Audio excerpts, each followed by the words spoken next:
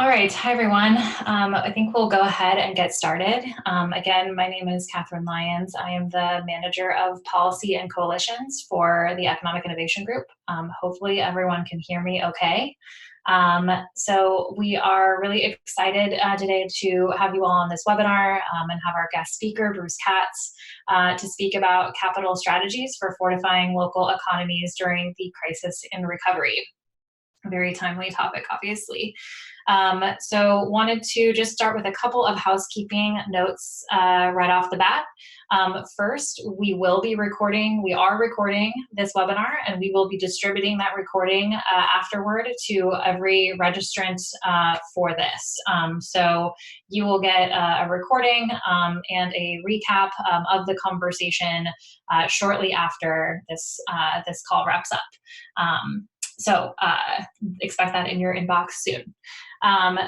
Second, I believe everyone is muted. Please aim to stay that way for the benefit of us all and having a smooth webinar from start to finish. And then second, or last rather, we'll be having a Q&A at the end of this. Please submit your questions as they come up in the chat box.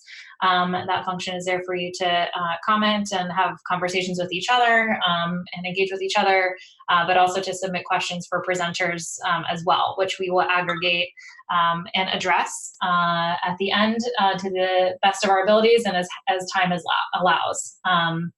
So I think with that, we can begin. So first wanted to just start off with some updates and resources. First on opportunity zones.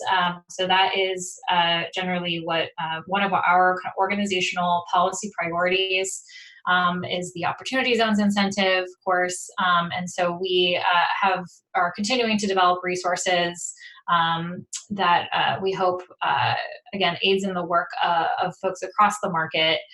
So we have some Opportunity Zone development profiles as well as facts and figures that we regularly update with the latest Census Bureau data. I think one feature and one resource that I particularly want to point out is our Opportunity Zones activity map.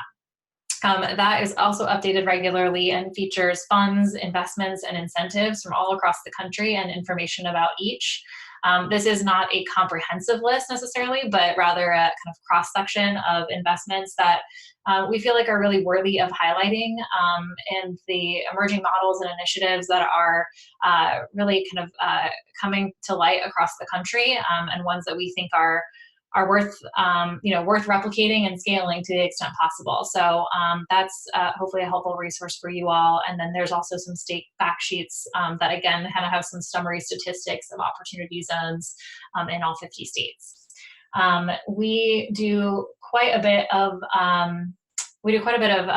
research as well, kind of place-based policy research, and so just some links to there as well, and encourage you to take a look at our website for more information. So lately, what we have been focused on as an organization is the Paycheck Protection Program. This is kind of the centerpiece of the legislation for small businesses, at least, and for small business relief. In the most recent legislation, the CARES Act, that passed at the end of March. So the Paycheck Protection Program, news about this today actually is that the $349 billion that was appropriated to the Paycheck Protection Program and the small business loans that it would provide actually ran out this morning. So that has been fully subscribed, and it has hit its lending capacity. So, over the last few weeks, we've been closely tracking, what this bill does, how it is being implemented, how it's working, forthcoming guidance from the agencies on this. And in light of that, also identifying areas that could be improved in order to make this tool and this program most effective.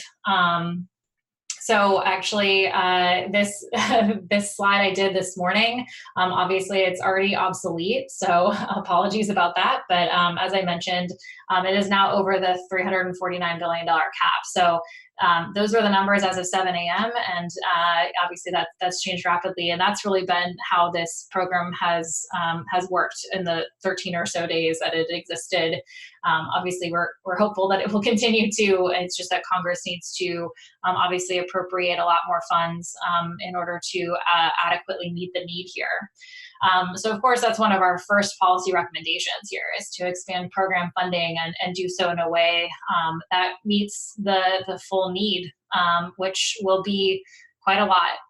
But right now businesses are very concerned and feeling like they've been left out if they didn't get their applications up, or if their banks or lenders that they traditionally used didn't have their portals up in time. I mean, that's certainly some anecdotal kind of evidence that we've seen, again, at least from some of our conversations. So that's first and foremost, I think, one of the priority recommendations that we've included. Another is to increase the loan limit. So right now it's to allow for essentially 10 weeks of payroll costs. I think we're all understanding now that this is a much more prolonged crisis than we even thought it may be at the end of March when this was all coming together. And so I think what our purpose here is that it needs to be increased in order to meet the commensurate need and allow for liquidity and solvency for businesses that are facing a much longer crisis than initially anticipated. There's also some non-statutory limitations that were placed on the use of the funds, particularly for the purpose of loan forgiveness. So essentially that you are able to get your loans forgiven for kind of up to 8 weeks after the loan origination date if it's used for payroll and other kind of expenses, but they put a cap on the amount of non-payroll expenses that can be used for and incorporated into that loan forgiveness calculation. So we are encouraging, Congress and policymakers to eliminate some of those non-statutory kind of caps and restrictions. And finally, I think the other thing is just to make sure that we're encouraging businesses that really, really need this funding to apply, rather than those that may be able to weather the storm without a PPP loan. And so I think one of the recommendations we have here is to provide kind of some upfront certification, or have there be really a penalty for those that are not able to prove that in the end they were not in fact impacted by COVID-19. We have a blog post on this where this is more fully, there's additional recommendations here where you can find more information and the full set of recommendations. So I encourage you to look there as well. And I think with that, I will turn it over to Rachel Riley, who is our Director of Impact Strategy, and we'll take it from here for the team. Yeah, thank you so much, Catherine. And before we go any further into policy recommendations and capital strategies, I think it's really important to just ground into understanding a little bit further about what we're walking into and what really the current situation is vis-a-vis what's happened since the last recession. And so a lot of times we hear in the media, and what's been told to us is that since the past, over the past decade, this has really been an age of unrivaled prosperity. It's been a bull market, a lot of growth, but honestly, that growth has been very fragmented. The recovery was very uneven, dependent upon where you live, either whether you were in metro markets, what region you were in, and we broke it down in our Distressed Communities Index. And we have here a chart for you that really shows how prosperous communities over the past decade pulled ahead of other types of communities, notably communities that were distressed. Really what this has led to is growing inequality across the nation. And we are seeing that in a very obvious way in this moment. And so just to give you guys an idea of some of the data points that we found in this most recent Distressed Communities Index, we found that fewer than a fourth of counties recovered from business closures. So we're already dealing with counties that hadn't recovered from the last recession, now further being economically injured due to the current crisis. And the vast majority of new business establishments that were created in the past decade were created in prosperous communities. And so an uneven recovery over the past decade is at risk of being further uh, impaired due to how relief is being administered in this moment. Next slide.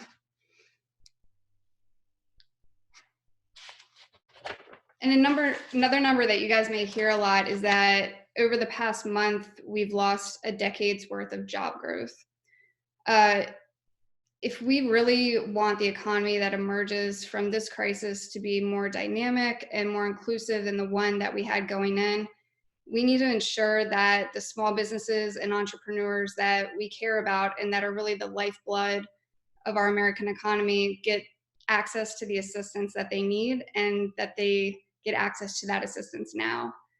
Saving small businesses today will ensure that there are jobs to go back to once we reopen. It's much more difficult to create a new business, and we actually see that new business formation, new business starts really didn't recover since the last recession. And it's much more difficult to do that as opposed to preserving the small businesses that we have today. And so we really have to focus on making sure that the capital gets to them so that they remain solvent and their liquidity needs are met. And the way that I kind of think about it sometimes is that we talk a lot about the fact that this moment is like a natural disaster that has hit so many communities all at the same time. And so just thinking about it, you know, Hurricane Katrina in New Orleans, my experience there was that a lot of the small businesses that were forced to close, those communities are the last to have recovered post-Katrina. And so there was no opportunity to return to because small businesses had closed. And so there was no jobs for people to return to in those communities. And you see the legacy of the inability to be able to create economic opportunity and activity in those communities even today. And we've done a little bit of research over the past couple of weeks, especially around lessons learned from the last recession. And so some legacy issues that we're talking about, especially are around policy responses that didn't address the needs of entrepreneurs, as well as understanding that they were disproportionately affected during the last recession, as well as women-owned, minority-owned, and young businesses were also disproportionately impacted. And so as we formulate policy responses in this moment, just understanding that we need to be meeting the needs of these businesses and entrepreneurs today to ensure that we don't make the same mistakes going forward. And to that end, EIG has also created some policy recommendations around a Main Street business proposal, but I'll go ahead and turn it over to Bruce Katz, who is kind enough to join us today. He's been doing a lot of research on some of the local efforts to provide assistance to communities in parallel and in tandem to the SBA efforts and the federal relief and response efforts. So Bruce, I will turn it over to you. Thanks, Rachel, and thanks, Catherine. And it's good to be with everyone today. About a week ago, a couple colleagues of mine and I recommended that we open up a parallel track to the PPP and provide $50 billion in direct assistance to cities, counties, and states. And we made this recommendation because starting about 5 weeks ago, a growing number of cities and counties began to set up their local relief funds. This is before Congress enacted the CARES Act and before they set up not just the Paycheck Protection Program, but also put additional funds towards SBA's traditional disaster assistance loans, like the Economic Injury Disaster Loan Program.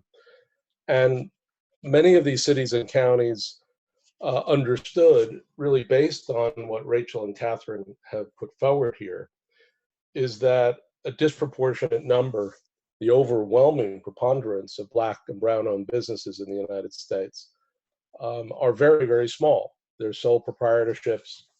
They have fewer than not just 25 employees, but 10 or 5. These are our neighborhood-serving businesses.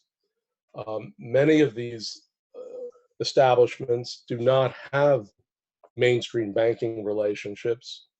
They do not have large amounts of cash reserves. And so these local relief funds were set up to provide immediate, urgent relief to businesses that would otherwise collapse, and many already have. What we have found in the 5 weeks, and this really prompted our recommendation to set up a federal Main Street Emergency Act, is that many of these funds are undercapitalized and already oversubscribed. Chicago opened up a $100 million fund at one end of the continuum, and saw almost immediately more than 200 million and change of applications. Rhode Island set up a $10 million fund, and within a number of hours, it was already oversubscribed.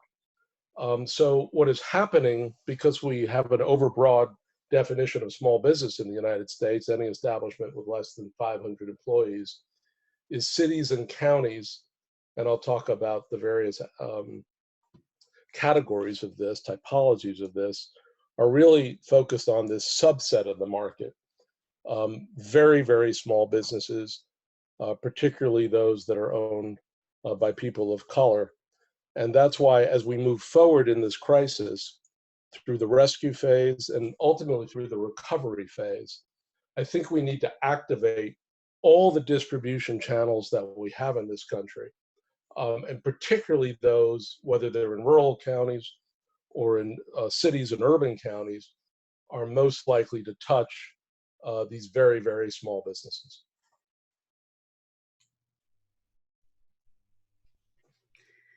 Yeah, and we wanted to quickly share with you the results from the Salt Lake City Emergency Loan Program, just to underscore all of the points that Bruce just made, especially around oversubscription and being able to get money into the communities that need it the most through different distribution channels. So earlier this week, Mayor Mendenhall from Salt Lake City shared some of the early results from their emergency loan program. And first, I think it's really interesting to note that 90% of their businesses in Salt Lake City have 50 employees or less. And so this is a critical piece of their economy that they're looking at providing immediate support to through this $1 million loan fund. And as you would expect, it was completely oversubscribed. They had 13 million in total requests. They were able to approve 52 loans, all of which have either made it to the businesses or checks are being cut this week. But 727 applications received. So again, the need is huge in these communities.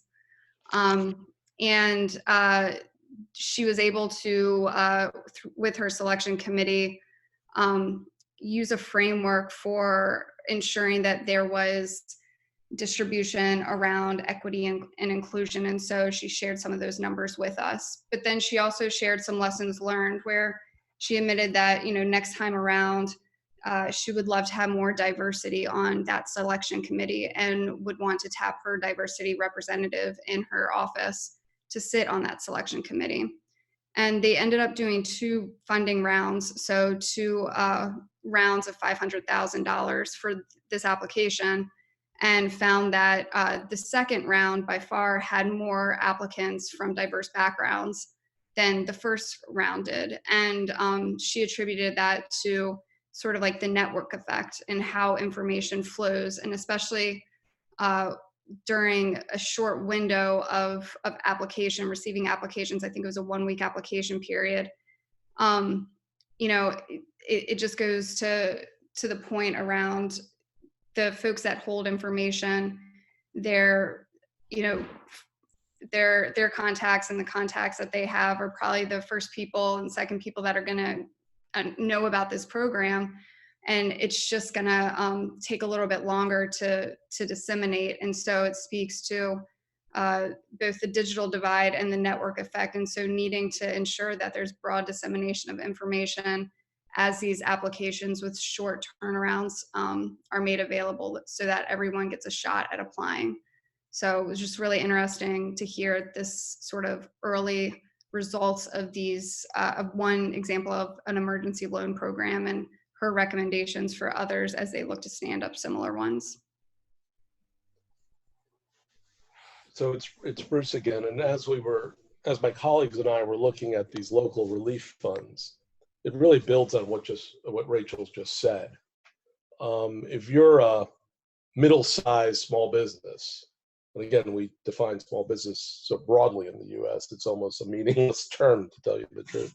But if let's say you're over 200 employees, the way you learn about the PPP or the SBA programs is through your friendly banker.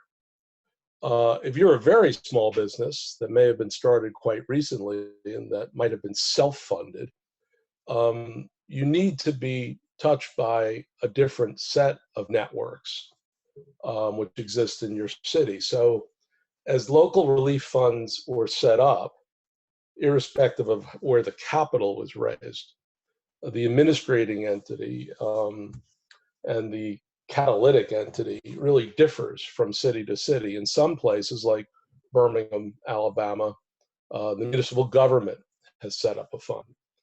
In some places like Erie County, a public authority has set up a fund. Or in Philadelphia, PIDC, Pennsylvania Industrial Development Corporation, which is a quasi-public-private corporation, is driving some of this. In New Haven, it's the New Haven Community Foundation that has set up a fund with a particular focus on nonprofit institutions, which have been hard hit by this crisis. Throughout the country, financial institutions, ranging from Goldman and JP to local CDFIs, have set up funds, and many community development finance institutions are actually administering funds that may have been set up by a different entity within the city. So the Chicago $100 million fund is actually being run through a CRF, Community Reinvestment Fund based out of Minneapolis, and Oxyon Chicago. And finally, business chambers have set up funds. Indianapolis Chamber being the most significant. So what cities have are networks of public, private, civic, and other institutions that have these close relationships with small businesses and micro businesses on the ground. And again, they open up more channels for connecting to these entities, but they're also more likely to have a variety of products that are better aligned with the needs of these small businesses than a one-size-fits-all federal program. Next slide. So as we move forward here, with the hope that the Main Street Emergency Act or some version of it is introduced and then ultimately enacted. And we're hopeful that tomorrow, Senator Booker from New Jersey and Senator Daines from Montana will introduce a version of this with the title of Small Business Local Relief Act. In the House, it's likely that Dan Kildee, congressman from Genesee County, where Flint is located, will be the lead sponsor. It's possible there will be other members on as well. But as we've looked at our experience from the local funds, as Rachel mentioned as well, they are fundamentally undercapitalized and oversubscribed. They could be grown 5x, 10x, 25x, and still not be able to meet all the demand that's coming forward from these smaller businesses. As I've said before, the network effect is absolutely critical when you're dealing with businesses of this size and businesses that have not really participated in mainstream banking or mainstream lending. There are other entities that are serving them. And as I also mentioned, these funds have a variety of approaches in terms of their products, their terms, their conditions. Some are just providing short-term grants. This is a mechanism that's been used in Europe, in Germany, in places like Berlin and Switzerland. Let's just get cash infusions to businesses that have few cash reserves. They were functioning well prior to the crisis. For no fault of their own, they're now on the brink of collapse. So let's just get them cash, $3,000, $5,000, $10,000. Some are providing more medium-term loans. These tend to have zero interest rate, deferred payment, no requirement of collateral. Many small businesses, that you would expect, don't particularly want to take on debt because of the uncertainty of this crisis, but many have been compelled to do so depending on what's being offered. And finally, more sophisticated funds like the Chicago Fund, which is again managed by CRF, a major CDFI in the small business space, are providing longer term loans with, again, deferred payment for the first number of months, then switching to interest only payments, then ultimately principal and interest payments. So cities and counties and some states do have the capacity to step in here, but they have yet to be activated. And that's why, again, having a channel opened up with direct assistance to city, counties, and states is critically important if we want to help this substrata of small business.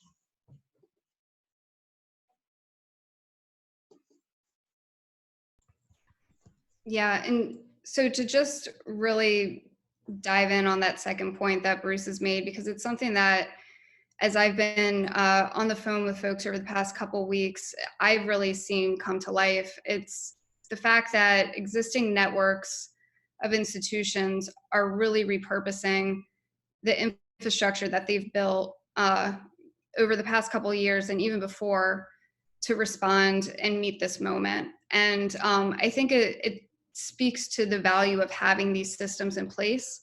And so even if the lesson is, if you don't have it, think about building it. And even if you have it, think about expanding it in this moment to include more voices, to include a broader stakeholder range, more collaboration, because I think it's only going to serve you better, both now, but as we move towards thinking about what recovery looks like and building out that roadmap. But just want to share with you what I've heard from a number of different folks that I've spoken with. And again, a lot of these folks are from the Opportunity Zones ecosystem. And sorry, I'm losing my voice a little bit if folks can't tell, but so apologize for that. But from the Opportunity Zone ecosystem, and this is what I've heard, that having this existing network in place that is helping them respond in this moment has positioned them to provide rapid response assistance and be more nimble. It's helped them to better understand the needs of businesses in this moment. So they have that direct line into businesses. These are not new relationships that they're having to build to try to understand what the needs are and then trying to develop product or assistance packages around those needs. They basically know what they need to know in order to develop those funds.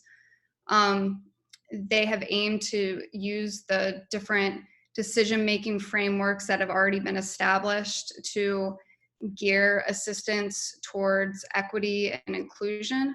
A lot of Opportunity Zone initiatives had put this in place when they were building out their prospectus documents. And so they've repurposed this or leveraged this in trying to think through how they can help guide decision-making or influence decision-making. And it's helped improved information dissemination. So again, to the point about the network effect and ensuring that everyone knows that these applications are available and that they're throwing their hat in the ring for consideration. Just having that broader tent effect and being able to get this out through all of the different channels, through a broader network, it has been really helpful. And it's also allowed for a more robust and comprehensive response. So obviously having a cross-sector approach, being able to build off of others' ideas and others' core competencies, and fill in the gaps by plugging in different organizations where maybe your one organization couldn't fill a need, but stack different sources of capital or different talents to be able to deliver assistance. That's also been a real benefit. So, one of the organizations that we're on the phone with all the time is Opportunity Alabama. And so we included two quotes that we have seen come across in recent articles. One was in this great article from the Birmingham Business Journal earlier this week that speaks to what we just talked about, where the journalist identified that one of the most significant things to come out of the OZ program right now is the ability to repurpose this infrastructure and step in and help out. And so that's being viewed as a win in Birmingham and Alabama right now. And what Opportunity Alabama is doing more broadly, not just in Birmingham, but more broadly, is that they've partnered with the state to support the state's response. And so they're leveraging what they've built over the past 2 years to be able to do outreach and help assess what type of response is needed in this moment, to go even broader than opportunity zones to meet the need in every corner of the state, and then leverage the network that they've created, network of investors, network of service providers, to be able to deliver that assistance over the coming months and years. And then I think that there's also something that can be said and that we can all learn from what we've seen from opportunity zone initiatives over the past couple of years. Distressed communities, independent of whether they are a designated opportunity zone or not, I think that most communities will be experiencing some level of economic distress, and there could be some lessons that were leveraged for opportunity zone initiatives that are applicable when folks are establishing their own roadmap to recovery over the coming weeks, months, and years. So one of the things that a lot of opportunity zone initiatives did was they took this asset-based approach. So instead of taking a deficit mindset about what their community looks like and thinking more from an asset-based mindset around why would an investor want to come into my community? So just looking at the human capital that exists, what growth sectors that are there, what is the land that could be leveraged? So, just thinking more along those lines is something that could be adopted. Obviously, prioritizing community engagement and inclusion, taking a data-driven approach.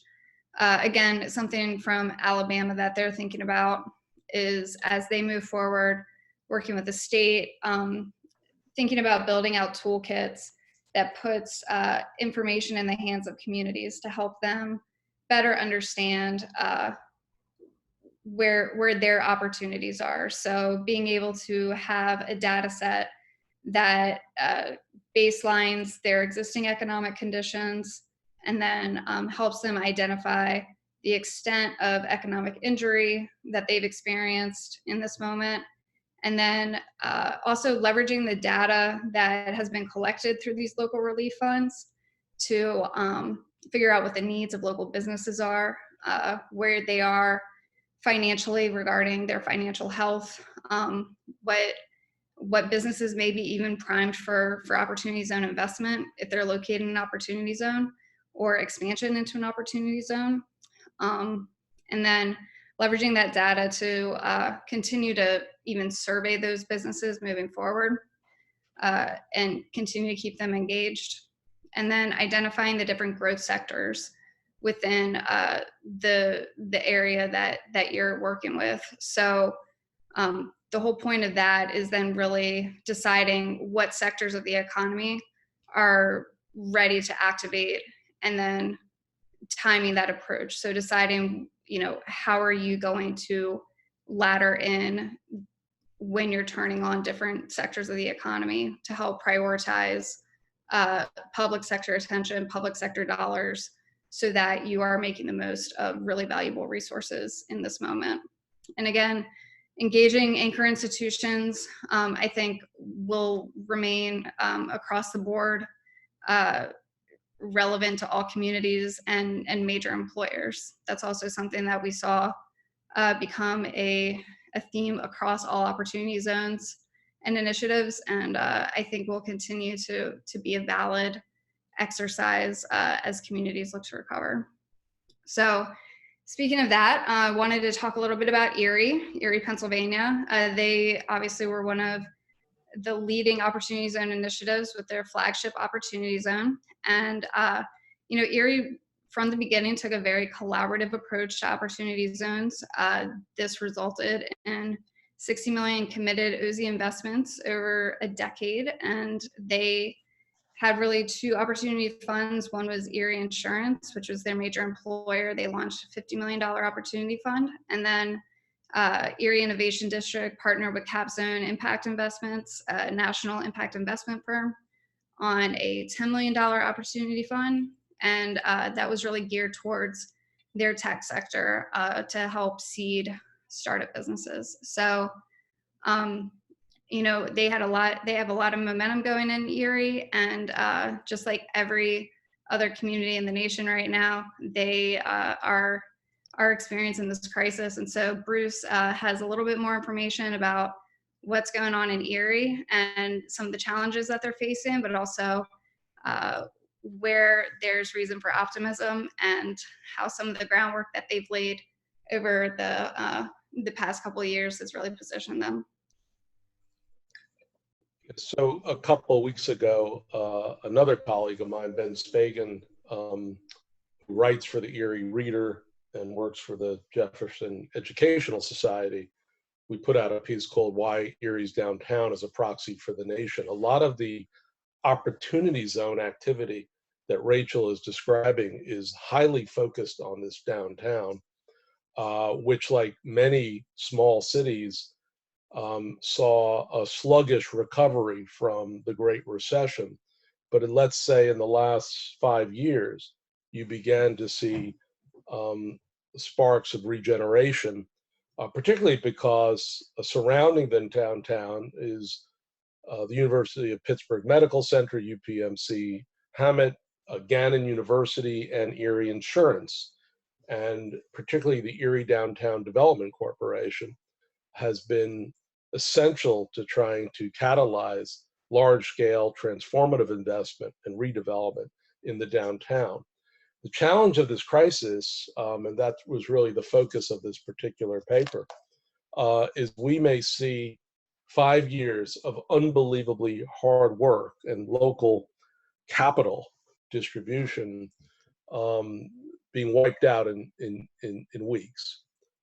We profiled 2 small businesses, a coffee shop, as well as a brewery, at different ends of the downtown, to show the trials and tribulations they were going through as they began to deal with an economic shutdown, the layoffs that they had to basically put forward, and their struggles to try to figure out which of the products being offered by the federal level really fit their needs and realities. So I think once we begin to come out bleary-eyed from our basements here, we're going to find a lot of downtowns and main streets and commercial corridors all over this country that are going to be like Erie, Pennsylvania. They're going to have the buildings intact, but many of the buildings unpopulated by small businesses who have shuttered and have failed during this period. And I think what essentially we're going to be forced to grapple with and invent are different kinds of business models that can help these central parts of our urban and metropolitan economies, but also the center of civic life and social gathering in many respects, to come back.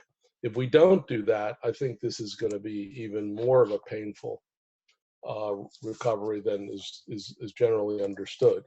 So take a look at this piece. It really tries to zero into one downtown in this country where both the advances that were made over a short period of time and the challenges now, that these supersized challenges that now exist, have to be grappled with. Ultimately, something like a Main Street Emergency Act would put capital where it's needed to start to deal with some of these issues faced by these critical subgeographies of cities and metropolitan areas. Thanks, Bruce.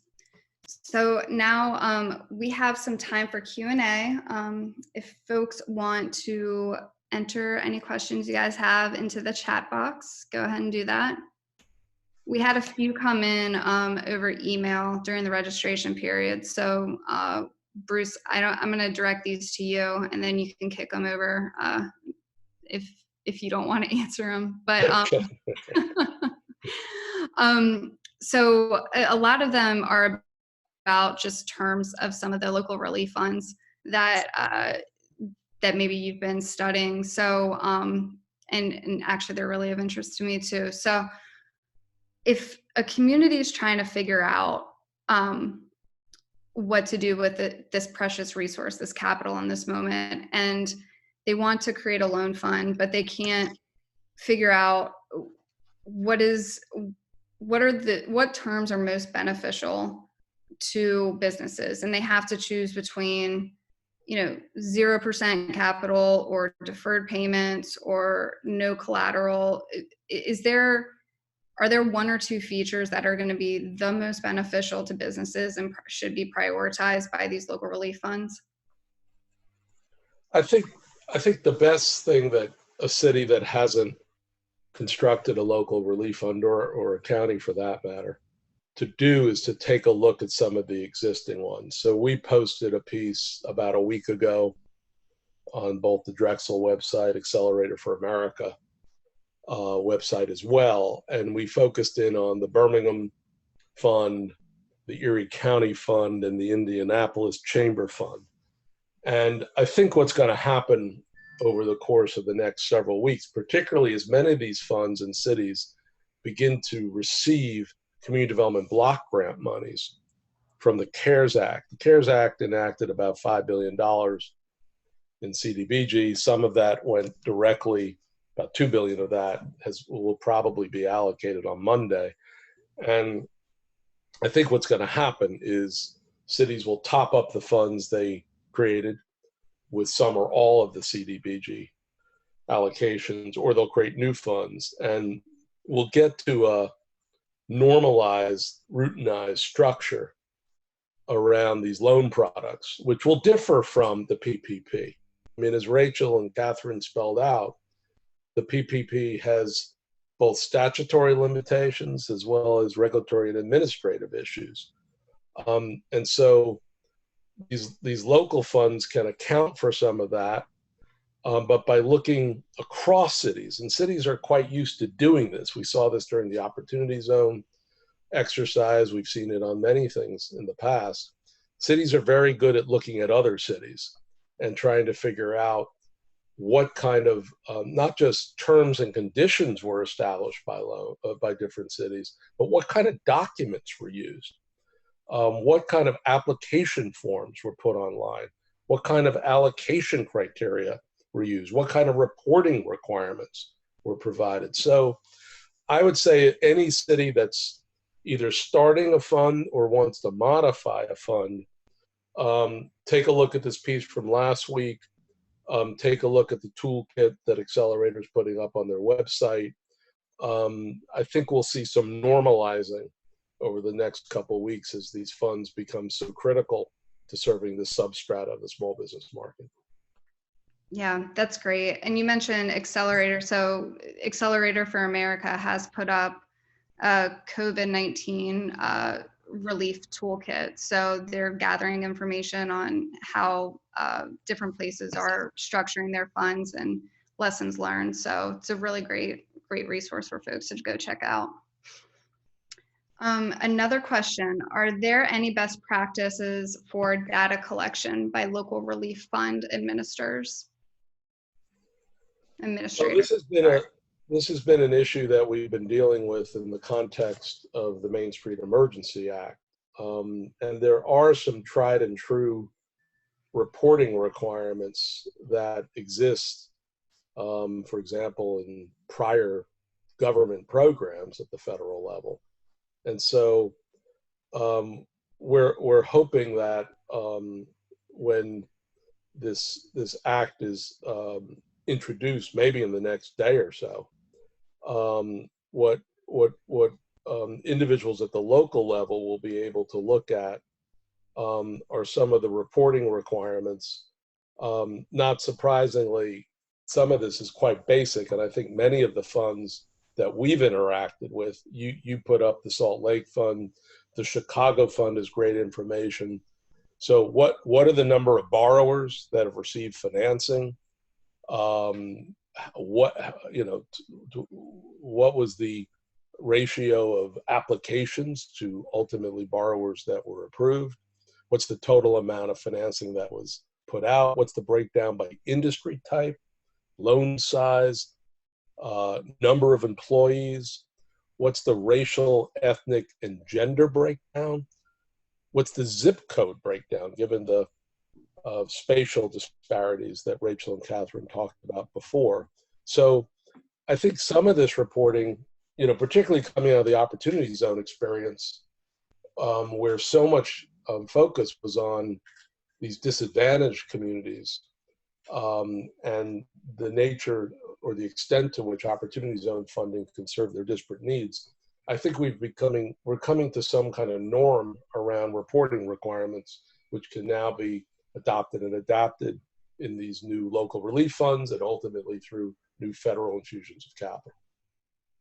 Yeah, we're really hoping that we'll be able to at some point understand what portion of PPP went to businesses located in opportunity zones, and some data around that as well. And to the question, I know that Sorensen Impact Center is interested in partnering with cities and states that are providing local relief funds to do just that, so to assess the efficacy and impact of those funds. And so Grant Baskerville is a great resource over at Sorensen, and I would be interested in talking to you about that. Okay, next question. What type of capital structures should folks be considering post-crisis for small businesses? Do you think the need is going to be debt? Will it be equity? Is it revenue-based investment? Might it be different for depending on the small business and where they're at financially? So that's a great question. I actually would say, before we get to capital structure and finance structure, I think we might want to talk first about business model. I think what's going to happen post-crisis, particularly in many disadvantaged communities, is we're going to find out and discover that many small businesses did not make it. And particularly when we talk about these nodes of commerce, downtowns, anchor areas around eds and med institutions, commercial corridors, main streets. The buildings, again, will be intact, but a substantial portion of buildings, particularly in weak market cities or counties or rural areas, will not be occupied. And I think the business model that we may have to look at post-crisis is more of a collective model. We may need to be taking some experience either from some suburban development that has occurred in the United States over the past several decades, or the cooperative model that comes out of Northern Europe, Germany and Denmark and Holland to be particular. So what we may end up with here is an entity that becomes either, that provides a platform for multiple businesses to come back or new businesses to be formed. You may have one collective owner. It could be public, like a land bank. It could be nonprofit. It could be private.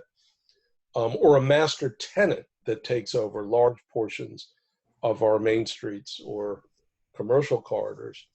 And then they may, because of what has happened to the credit situation of many of our small businesses that have failed, they may de-risk the restart or the new start of a business by providing equipment, providing infrastructure, providing technology, marketing, branding, et cetera, et cetera.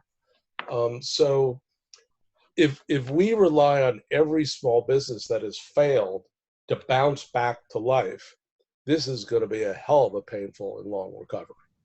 It's just not the way the world works. I think we need different kind of models, more collective models, more cooperative models, which will then trigger different kinds of financing for those entities, in addition to the ultimate businesses that are served.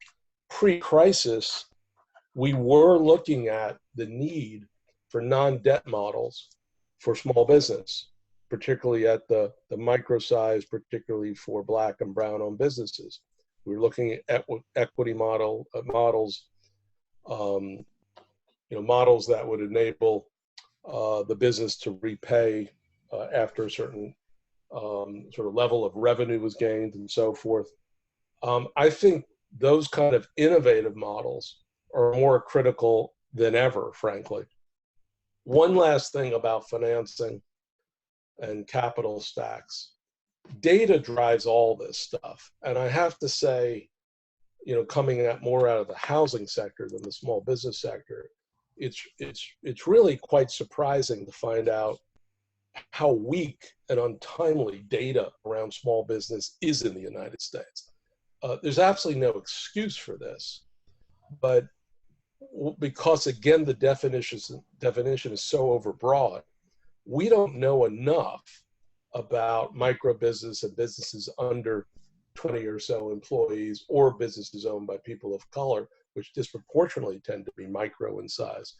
We don't know enough about their health, their expansion potential, their loan or other capital needs.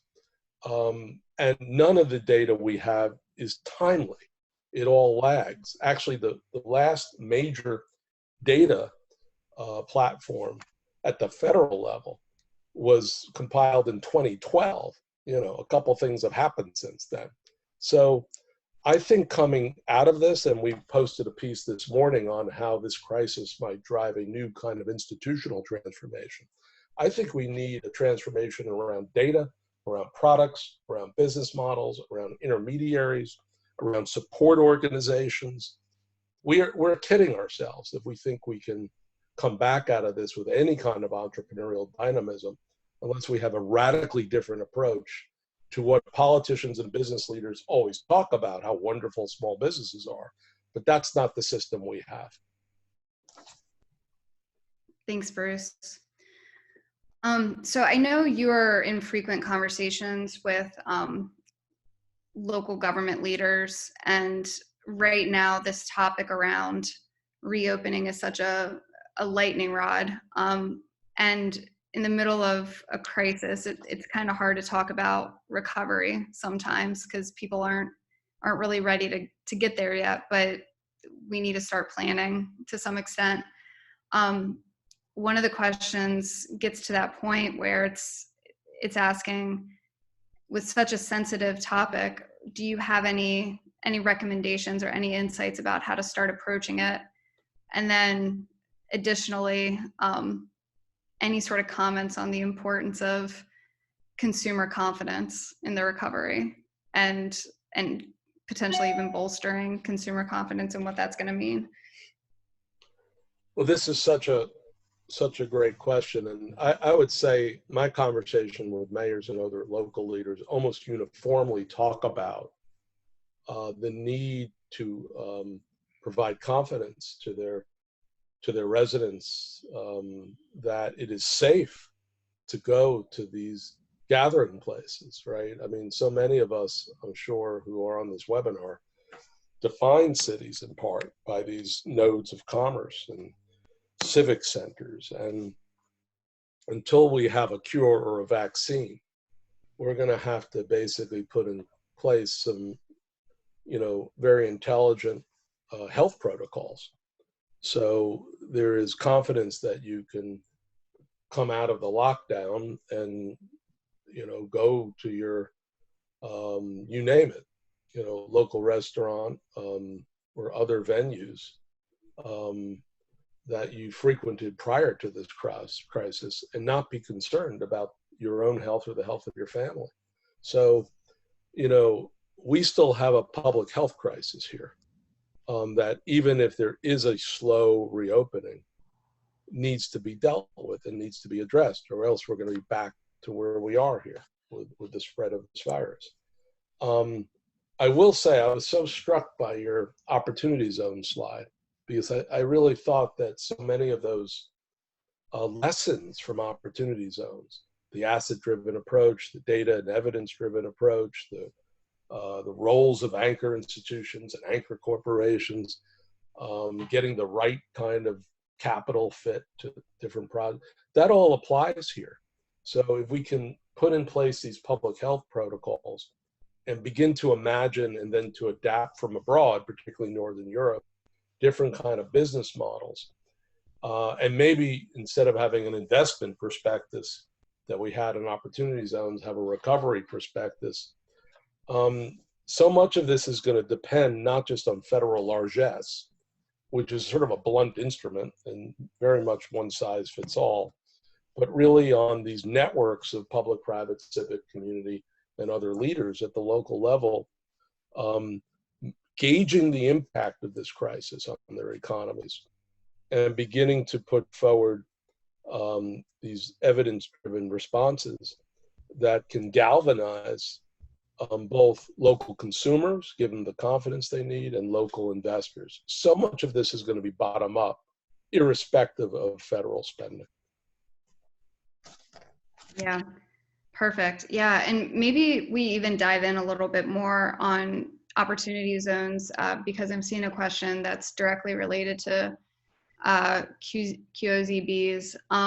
So the question is, beyond incentives that go to investors, what other opportunity zone investments or opportunity zone incentives could be offered to help directly benefit qualified opportunity zone businesses? So, tax credits to businesses, reduction of operating income, basically things that can help businesses in this moment that are receiving opportunity zone investments. Yeah, I would step back just a bit before that. I think we're going to have millions and millions of people out of work in this country. And they're going to be a hell of a lot slower than people think.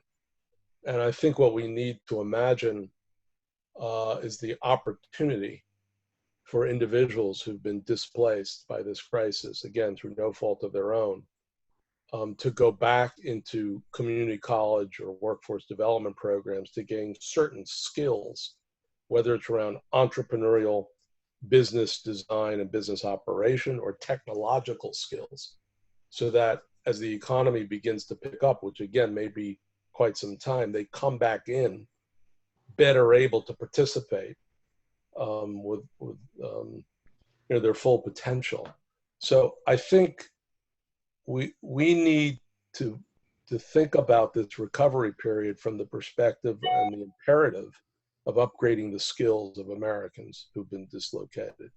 The other piece I think we need to think about, and this is very timely because everyone always talks about infrastructure as an accelerant and a stimulus. I mean, what's been passed up to now are not stimulus bills, they're survival bills, they're rescue bills. But as we move to the stimulus part of this, digital infrastructure is going to be so fundamental to basically repair the digital divide, which is, we understand is persistent and pernicious in our cities. I mean, look at the difference between low-income children being able to learn at home without access to computers, without access to internet, versus people living in better off communities. Think about businesses that really don't have the technological platform so that they can move to alternative ways of bringing consumers, right? So I think we should have a modified tax incentive of sorts. And frankly, this may be as critical at the local level as it is at the federal level. But I think this is the kind of shock to our economy that is going to require investments in human capital and physical capital as a sort of foundation and as a platform for rebuild. And so I'd be thinking across these multiple dimensions as we come out of this. And the time to think about this is not 2 months from now, it's like now, because Congress is already going to be turning to COVID response 4, COVID response 5, and these kinds of investments in physical capital and human capital need to be a critical part of this, along with the business models that I was describing before. Yeah, and it brings up, the question itself brings up a great point, because a lot of the incentives that are being offered at the city and state levels are very much based on foregone tax revenue, right? So, in West Virginia, they have offered a tax exemption for qualified opportunity zone businesses. So if they receive an investment, they have a 10-year tax exemption on income. And so that was their way of attracting new businesses into West Virginia. And I think that there was a proposal in Maryland, Baltimore specifically, to waive sales tax for businesses purchasing construction equipment for use in opportunity zones, things like that. But these localities are going to be so impaired. Absolutely. And they're going to need to collect tax revenue. And so it brings up the question of whether or not these incentives will remain intact, and whether incentives that we're currently moving forward will ultimately be enacted. So, yeah, I mean, I think like with everything right now, everything is in flux. And how did you put it, Bruce? When we walk out of our basement bleary-eyed, we'll have a clear picture of what the new economy is going to look like. But I don't think we're operating with the same playbook right now. No, and essentially this is being decided this week. This fight over whether to expand PPP by another $250 billion. Senator Schumer and Speaker Pelosi have countered with a different kind of use of $250 billion, $100 billion for hospitals and $150 billion in state and local fiscal relief. Mm-hmm. Bottom line, we need to do all of this. So I've always thought that there's been a distancing of Washington from the real world. I mean, we all talk about social distancing. The last several decades, our nation's capital has seemed more and more remote. There's an urgency to this crisis right now that really has to be reckoned with. The notion that we're going to run out of Paycheck Protection Program money, or not, invest directly into city, counties, and states and their relief funds, is absurd. I mean, we're talking days here that could make the difference between a business going out of business or surviving. We really need more of a unitary government at this stage at the federal level, because the federal level is really the only level that can act in this kind of economic collapse and public health crisis. Yeah. And with then the resources. There was a question that was offered privately, so I'll just kind of rephrase it. But one of the questions was around whether opportunity zone investments, whether opportunity investors can be working with cities through JV partnerships in order to sort of address that need or address any sort of budget shortfalls with the city. And when I think about that, I think about this issue around CapEx versus OpEx, or capital expenditures versus operating expenditures. And sometimes it may be more financially feasible for if a city can't make a large investment on the front end, it's easier for them to partner with a third party to make that large investment at the front end and then make incremental payments through their operating budget over a longer period of time. And so I don't know if you have any thoughts on that, Bruce, but that could be the interplay between opportunity zone investors and cities as cities look to address this sort of revenue shortfall. I think we're going to see a lot of different capital models, to tell you the truth, come out of this period. Because, what I was describing before with more of a collective model or of a collective ownership or a different kind of platform for small business revival in these nodes, we need a bridge from what is going to be a cataclysmic event, which is going to impair the credit of many of these entrepreneurs or small businesses that have existed and those that don't exist yet, and what will be a recovery period of not weeks, not months, but years. I mean, the research you all have done at EING basically showed how slow and painful the recovery was for such a large portion of this country, because there were agglomeration effects that took hold that favored a relatively small number of metropolitan areas, particularly on the coast. If we want to basically ensure that this recovery does not exacerbate those spatial disparities, geographic disparities, we're going to need different kinds of business models for the recovery period, and B, we're going to need different kinds of investment expectations around risk and return. Since so much of the pre-crisis agglomeration effect that was occurring in San Francisco or Boston or New York around venture capital and other investments was essentially capital that was coming out of the heartland that was then being exported to the coast for those investments. So I think there's a lot of questioning we have to have about what preceded this crisis, and a lot of innovation that has to come out of this around different kinds of business models, different kind of investment patterns, or else we're going to see places that never truly recovered from 08, 09 falling even further behind, the people who lived there falling even further behind.